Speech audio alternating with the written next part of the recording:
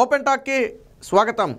రాష్ట్రంలో ఒక సంచలన ఘటన అయితే చోటు చేసుకుంది. మనందరికీ తెలుసు, కోడికత్తి ఘటన 2019 ఎన్నికలకు ముందు వైజాగ్ ఎయిర్పోర్ట్లో ప్రస్తుత ముఖ్యమంత్రి అప్పటి ప్రతిపక్ష నేత అయినటువంటి జగన్మోహన్ రెడ్డి మీద ఒక చిన్న దాడి అయితే జరిగింది. దాన్ని ప్రతిపక్షాలే ఆనాడు అధికారంలో ఉన్నటువంటి టీడీపీ కుట్ర పన్నిందని చెప్పి ఆరోపణలు కూడా చేయడం జరిగింది. జగన్మోహన్ రెడ్డి ముఖ్యమంత్రి అయిన తర్వాత ఈ కేసును అయితే జాతీయ దర్యాప్తు సంస్థ ఎన్ఐఏ చేపట్టడం జరిగింది. ప్రధానంగా ఈ కేసులో మొదటి నుంచి కూడా కోడికత్తి సీను తరపున బలంగా వాదనలు వినిపిస్తున్నటువంటి లాయర్, మీ పిల్లలు ఇంటర్మీడియట్ మరియు ఎంసెట్ చదువుతూ సబ్జెక్ట్స్ లో కన్ఫ్యూజ్ అవుతున్నారా? కాన్ఫిడెన్స్ లెవెల్ తక్కువగా ఉందా? Rise the perfect guide description లో ఉన్న లింకును ఉపయోగించి సబ్స్క్రైబ్ అవ్వండి. సలీం ఆయన నిన్న సాయంత్రం నుంచి కనపడటం లేదు అనే వార్త అయితే ఇప్పుడు రాష్ట్ర వ్యాప్తంగా కూడా సంచలనంగా మారింది. దానికి సంబంధించి కుటుంబ సభ్యులు ఆవేదనతో ఇప్పుడు రోడ్డు మీదకి వచ్చి మీడియాతో మాట్లాడాల్సిన పరిస్థితి. నిన్న సాయంత్రం నుంచి ఈ రోజు సాయంత్రం వరకు దాదాపుగా 24 గంటలు సుమారు ఎక్కడికి వెళ్ళారనేది ఎవరికీ తెలియదు. ఇప్పటి వరకు ఫోన్ కాల్ లేదు. ఆయన ఫోన్ కూడా స్విచ్ ఆఫ్ చేసింది. ఈ నేపథ్యంలోనే వాళ్ళు ఆందోళన చెందుతూ తాడేపల్లిలోని వేరొక లాయర్ దగ్గరికి అయితే వెళ్ళడం జరిగింది. సలీంకి స్నేహితుడైనటువంటి వేరొక హైకోర్టు లాయర్ దగ్గరికి అయితే వాళ్ళు పరుగున వెళ్ళడం జరిగింది. ఎందుకంటే ఏం జరిగిందో వాళ్ళకి తెలియక, కాళ్ళు చేతులు ఆడక ఎవరికి చెప్పాలో తెలియక, అందులోనూ ఆయన డీల్ చేసేదేమి చిన్న విషయం కాదు. అందుకే స్వయంగా రాష్ట్రంలోనే సంచలనం సృష్టించిన కేసు, అలాగే ఇప్పుడు ముఖ్యమంత్రికి యాంటీగా ఉన్నటువంటి కేసు. సో అలాంటి కేసు మీద చాలా బలంగా వాదనలు వినిపిస్తున్నటువంటి లాయర్ కావడంతో ఆయన కనపడకపోతే ఇప్పుడు తీవ్ర ఆందోళన చెందుతున్నారు. ఎవరైనా కిడ్నాప్ చేశారా, ఏదైనా హాని తలబెట్టే ప్రయత్నం జరుగుతుందా అంటే అనేక అనుమానాలు కలుగుతున్నాయి. అందుకనే భార్య కానివ్వండి, కుమారుడు కానివ్వండి ఈరోజు మీడియా ముందుకు వచ్చారు. బహుశా కొద్దిసేపట్లో కంప్లైంట్ కూడా ఏమైనా రిజిస్టర్ చేసే అవకాశం ఉంది. పోలీస్ స్టేషన్లో వెంటనే ఎంక్వైరీ చేయడం కోసం పోలీస్ స్టేషన్లో రిజిస్టర్ కూడా చేయొచ్చు. బట్ ఒకవేళ కిడ్నాప్ లాంటిది ఏదైనా జరిగి ఉందంటే మాత్రం ఇలాంటి పోలీసులు గీలీసులు అన్నట్టు ఏమీ చేయలేవు. ఎందుకంటే అటుపక్క ఉన్నటువంటి వ్యక్తి చాలా పెద్ద వ్యక్తి. ఈ నేపథ్యంలోనే కుటుంబ సభ్యులైతే తీవ్ర ఆందోళన చెందుతున్నారు. ఇక కోడికత్తి కేసు మొదలైనప్పటి నుంచి కూడా కోడికత్తి సీను తరపున చాలా బలంగా వాదనలు వినిపిస్తున్నటువంటి లాయరు సలీము. ఎందుకనంటే వాస్తవానికి జగన్మోహన్ రెడ్డి ఉద్దేశంలో టీడీపీ నేతల హస్తం ఉంది, వాళ్ళని ఇరికించాలి, వాళ్లే కోడికత్తి సీనుతో చేయించారు, కోడికత్తి సీనే కావాలని, అంటే వాళ్ళ మాటలు విని చేశాడనేది మొదటి నుంచి కూడా జగన్మోహన్ రెడ్డి కానివ్వండి, ఆయన తరపు లాయర్లు కానివ్వండి చేస్తున్న వాదన. బట్ కానీ ఇందులో ఎటువంటి కుట్ర కోణం లేదని చెప్పి ఇటీవల ఎన్ఐఏ అనేక సార్లు తేల్చి చెప్పింది. 4 ఏళ్ల దర్యాప్తులో అసలు ఎక్కడా కుట్ర కోణం లేదు, ప్రతిపక్షాల పాత్ర అనేది కేవలం ఊహాజనితం మాత్రమే, ఆరోపణలు మాత్రమే, ఇసుమంత ఆధారం కూడా ఎక్కడా లేదు. కాబట్టి ఇందులో కుట్ర అనేది లేదు. కేవలం జగన్మోహన్ రెడ్డిని ముఖ్యమంత్రి చేయటం కోసం సానుభూతి పెరగాలనే ఉద్దేశంతో చేసిన దాడే తప్ప ఇందులో కుట్ర కోణం లేదు, ఈ కేసును క్లోజ్ చేయొచ్చు అని చెప్పి ఎన్ఐఏ ఇన్వెస్టిగేట్ చేసి 4 ఏళ్ల పాటు ఇన్వెస్టిగేట్ చేసి చెప్తే ఇక రేపో మాపో ఈ కేసు ముగిసిపోతుంది అనుకున్న సమయంలో జగన్మోహన్ రెడ్డి మరొకసారి హైకోర్టుకి వెళ్ళడం జరిగింది ఈసారి. ఎందుకంటే ఇప్పటివరకు విజయవాడ, వైజాగ్లో ఉన్నటువంటి ఎన్ఐఏ కోర్టులో జరిగిన విచారణ మీద హైకోర్టుకి వెళ్ళడం జరిగింది. మళ్ళీ ఇంకా డీప్గా విచారణ చేయాలి, ఎన్ఐఏ దీని మీద సరిగ్గా విచారణ చేయలేదు, ఇందులో ప్రతిపక్ష పార్టీ నేతల పేర్లు ఏం బయట పెట్టలేదని చెప్పి ఇంకా విచారణ చేయాలని చెప్పి జగన్మోహన్ రెడ్డి కేసును అయితే అడ్డుకునే ప్రయత్నం చేశాడు. వాస్తవానికి నిజంగా కోడికత్తి సీను దాడే చేసినప్పటికీ కూడా 4 ఏళ్లకు మించి శిక్ష పడదని చెప్పి స్వయంగా ఆయన లాయరే తెలిపాడు. పైగా సలీం ఇటీవల కొన్ని సంచలన వ్యాఖ్యలు కూడా చేశారు.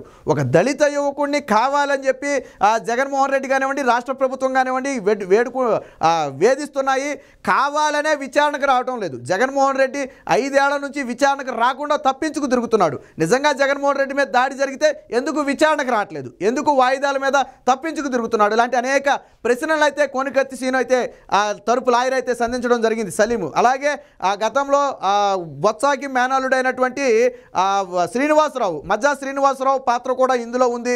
ఈ కోడికత్తిని తీసుకొచ్చి సాక్షి చేతిలో పెట్టింది వైసీపీ నేత, ప్రస్తుత విజయనగరం నుంచి ఆయన ఎంపీ క్యాండిడేట్గా జగన్మోహన్ రెడ్డి మనం ప్రకటించాడు. ఇలాంటి అనేక సంచలన ఆరోపణలను కోడికత్తి సీను తరపు లాయర్ అయినటువంటి సలీం అయితే గతంలో చేయడం జరిగింది. ఈ నేపథ్యంలోనే ఖచ్చితంగా జగన్మోహన్ రెడ్డి కోర్టుకు వస్తే క్రాస్ ఎగ్జామినేషన్లో దొరికిపోతాడు. జగన్మోహన్ రెడ్డి ఒకసారి కోర్టుకు వస్తే ఈ కేసు క్లోజ్ అవుతుంది. బట్ ఆయన రాకుండా తప్పించుకు తిరుగుతున్నాడు. ఆయనకు భయం కాబట్టే కోర్టుకు వస్తే ఎక్కడ దొరికిపోతాననే భయం కాబట్టి రాకుండా తప్పించి దొరుకుతున్నాడని అనేక సందర్భాల్లో కోడికత్తి సీను తరపు లాయర్ అయినటువంటి సలీం వ్యాఖ్యలు చేయడం జరిగింది. ఇప్పుడు కూడా తాజాగా కేసు కూడా దాదాపుగా కొలుక్కొచ్చే పరిస్థితి. ఎందుకంటే హైకోర్టు ఏదైతే ప్రస్తుతానికి కేసును వాయిదా వేసిందో ఆ సమయం కూడా ముగిసిపోతుంది. సో నెక్స్ట్ వాయిదాలు కేసు కన్నా వెళితే ఖచ్చితంగా కోడికత్తి సీన్కి బెయిల్ వచ్చే అవకాశం ఉంది. సో ఈ బెయిల్ రాకుండా అడ్డుకోవాలి అంటే ఇక కోర్టులు ఏ విధంగానూ కూడా ఆగే పరిస్థితి లేదు. ఎందుకంటే ఇందులో కుట్రకోణం లేదని చెప్పి ఎన్ఐఏ అన్ని ఆధారాలతో సహా తేల్చి చెప్పింది. కాబట్టి కేసును అడ్డుకునే ప్రయత్నంలో భాగంగా ఏమన్నా లాయర్ని కిడ్నాప్ చేశారా లేదా ఏదైనా చేసే ప్రయత్నం చేశారా అనే అనుమానాలు కలుగుతున్నాయి. ఇక ఈరోజు తన భార్య పిల్లలు కూడా మాట్లాడుతూ కొన్ని సంచలన వ్యాఖ్యలు చేశారు. ఏమని, గతంలో కూడా అనేక బెదిరింపు కాల్స్ వచ్చాయి. ఎప్పుడైతే జగన్మోహన్ రెడ్డికి వ్యతిరేకంగా కోడికత్తి సీన్ తరపున సలీం వాదనలు వినిపిస్తున్నాడు. ఈ కేసును వదిలేయాలని నువ్వు నీ కుటుంబం జాగ్రత్తగా ఉండాలి, మళ్ళీ దీని జోలికి వస్తే ఊరుకునేది లేదు, కేసును లూజ్గా వదిలేయాలి లేదా వాయిదాలకి ఒప్పుకోవాలి, ఇలాగా అనేక బెదిరింపులు అనేక సందర్భంలో లాయర్ సలీంకి అయితే రావడం జరిగింది. బట్ ఆయన ఏటిని కూడా లెక్క చేయకుండా ఒక దళిత యువకుడికి న్యాయం జరగాలనే ఉద్దేశంతో మొదటి నుంచి కూడా చాలా బలంగానే పోరాడుతున్నాడు. వాస్తవానికి పోనీ కోడికత్తి సీనేమి కోటీశ్వరుడు కూడా కాదు, పోనీ లాయర్కి ఫీజులు ఇచ్చి పెట్టుకున్నాడు అనుకోవడానికి వాళ్ళకి రెక్కాడితేనే కానీ డొక్కాడని పరిస్థితి, ఏ రోజుకు ఆ రోజు కూలికెళ్తేనే కానీ కడుపు నిండే పరిస్థితి లేదు. సో అలాంటి ఫ్యామిలీ. సో అయినప్పటికీ కూడా కేవలం నీతికి నిజాయితీకి నిలబడి ఇందులో న్యాయం నిరూపించబడాలి. పాపం చెయ్యని నేరానికి ఒక వ్యక్తి శిక్ష అనుభవించకూడదు, అందులోనూ ఒక దళిత వ్యక్తి ఇలా అధికార పార్టీల నేతల అహంకారానికి బలైపోకూడదనే ఒక ఉద్దేశంతోనే ఎవరూ ముందుకు రాకపోయినప్పటికీ కూడా సలీం నేనున్నానని చెప్పి ముందుకు వచ్చి ఈరోజు వాదనలు అయితే వినిపించడం జరిగింది. ఇక నిన్న మొన్న కోడికత్తి సీనేమో జైల్లో నిరాహార దీక్ష ప్రారంభించాడు. ఆ తల్లిను సోదరుడేమో ఆల్రెడీ ఇక్కడ విజయవాడలో నిరాహార దీక్ష చేస్తున్నారు. ఈ నేపథ్యంలో కోడికత్తి సీను ఇదే సమయంలో తరపు లాయర్ అయినటువంటి సలీం కనపడకుండా పోయాడు అన్న వార్త అటు కోడికత్తి సీను కుటుంబ సభ్యుల్లో కానివ్వండి, ఇటు ఆ సలీం కుటుంబ సభ్యుల్లో కానివ్వండి ఒక తీవ్ర ఆందోళన అయితే రేకెత్తించింది. అందుకనే వెంటనే వేరొక సలీంకి ఫ్రెండ్ అయినటువంటి వేరొక హైకోర్టు లాయర్ వద్ద కూడా వీళ్ళు పరుగున వెళ్ళటం జరిగింది. సో ఏం చేయాలి, ఎలాగ చేయాలి, పోలీసులను ఆశ్రయించాలా లేదా కోర్టును ఆశ్రయించాలనే దాని మీద అయితే తర్జన పడుతున్నారు.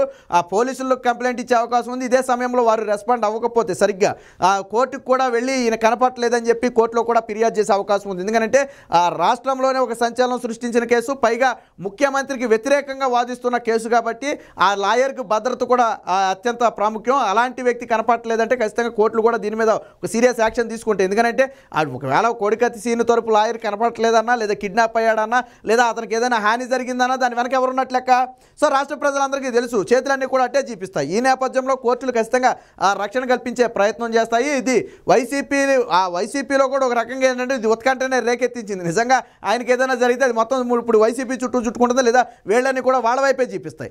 ఇలాంటి నేపథ్యంలో అసలు కోడికత్తి సీన్ ఎక్కడికి వెళ్ళాడు, ఎందుకు నిన్న సాయంత్రం నుంచి ఇంటికి రాలేదు, ఎందుకు ఫోన్ స్విచ్ ఆఫ్ అయింది, ఎవరన్నా మిత్రులతో కలిసి బయటికి వెళ్ళాడా లేదా వేరే అజ్ఞాతంలో ఉన్నాడా లేదా ఎవరైనా కిడ్నాప్ చేశారా లేదా ఏదైనా అఘాయిత్యం జరిగిందా, ఇలాంటి అనేక అనుమానాలు అయితే రేకెత్తుతున్నాయి. ప్రస్తుతానికైతే ఆ కోడికత్తి సీను తరపు లాయర్ సలీంకి సంబంధించిన వివరాలు దాదాపుగా నిన్న సాయంత్రం నుంచి ఇప్పటివరకు అయితే ఎక్కడా తెలియలేదు. సో చూసి ఈరోజు మధ్యాహ్నం అయితే ఆ కుటుంబ సభ్యులైతే బయటికి రావడం జరిగింది.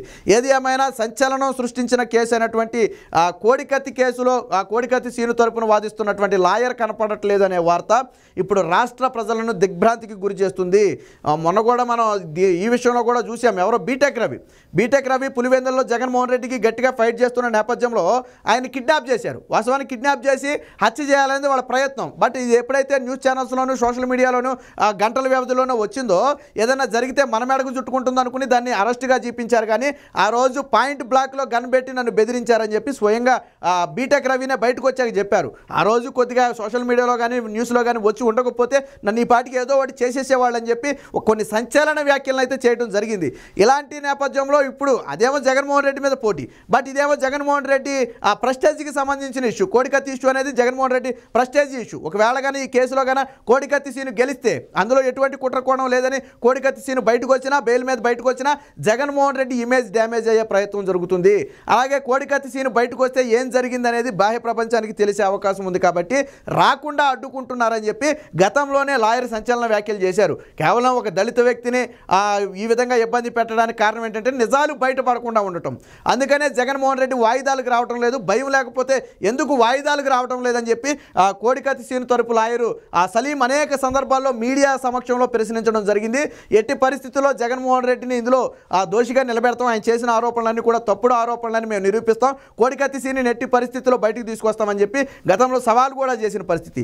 ఈ నేపథ్యంలోనే ఇలాంటి వ్యాఖ్యలు చేసిన కొద్ది రోజులకి కోడికత్తి సీను తరపు లాయర్ అయినటువంటి సలీం కనపడకపోవడం అనేది ఇప్పుడు రాష్ట్రాల రాజకీయ వర్గాల్లో ఒక ఉత్కంఠన అయితే రేగించింది. ఒక రకంగా ఒక కలకలాన్ని అయితే సృష్టించిందని చెప్పుకోవచ్చు. మరి దీని మీద పోలీసులు పోలీసులు వెంటనే ఇన్వెస్టిగేషన్ ప్రారంభించి అసలు నిన్నటి నుంచి ఏం జరిగిందనేది సమాచారం ఇవ్వాలి. కుటుంబ సభ్యులు కూడా తీవ్ర మనోవేదంతో ఉన్నారు. ఎందుకంటే ఎట్టి వేళాలో తెలియని పరిస్థితి. ఆయన వాదించేదేమి చిన్న కేసు కాదు, అటుపక్క ఉన్న వ్యక్తి ఏమి చిన్న వ్యక్తి కాదు. కాబట్టి ఏం చేయాలో పాలుపోక ప్రస్తుతం అయితే హైకోర్టు లాయర్ వద్దకు అయితే వెళ్ళడం జరిగింది. వాళ్ళు పోలీస్ స్టేషన్లో కన్నా సరిగ్గా రెస్పాండ్ అవ్వకపోతే కోర్టు ద్వారా అయినా సరే రక్షణ కల్పించమని వెంటనే విచారణ ప్రారంభించాలని చెప్పి ఆదేశాలు పొందే విధంగా ప్రయత్నం చేస్తున్నట్టుగైతే తెలుస్తుంది. ఏది ఏమైనా పోలీసులు వెంటనే ఈ లాయర్ సలీం ఎక్కడున్నాడు అనేది కనిపెట్టాలి. ఎందుకంటే ఇది రాష్ట్రంలోనే ఒక సంచలనమైన ఇష్యూగా మారింది. లా అండ్ ఆర్డర్ కూడా ఇబ్బంది కలిగే పరిస్థితి. వాళ్ళు నిజంగా ఏదైనా కిడ్నాప్ లాంటిది ఏదైనా జరుగుంటుంటే దాని కుట్ర వెనక ఎవరున్నారు, ఎందుకు కిడ్నాప్ చేశారు లాంటి ఆ వాస్తవాలను కూడా బాహ్య ప్రపంచం ముందుంచాల్సిన బాధ్యత రాష్ట్ర పోలీసుల మీద ఉంది.